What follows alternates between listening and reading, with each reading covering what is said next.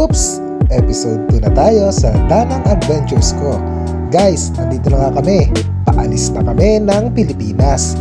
Alam nyo ba na ang nakakatakot lang naman sa eroplano ay yung kanilang take-off at kanilang landing. Good thing, nasa Philippine Airlines kami, napaka-smooth ang kanilang take-off.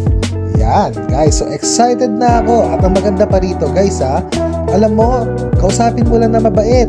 Bibigyan ka nila ng magandang pwesto. Tingnan mo naman legroom ko, laki.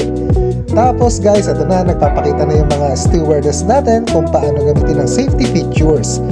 And then, ang maganda pa rito, bibigyan ka agad nila ng snacks. Dried mango from Cebu. Nagtataka nga ako, sabi ko nga, sana naman, papiliin naman kami kung McDo o Jollibee. Pero dito naman, ang pinili ko naman, beef or chicken. Syempre, beef tayo. At ang kanilang menu ay beef salpicao. Guys, umuusok-usok pa to. Sige, next, see you again!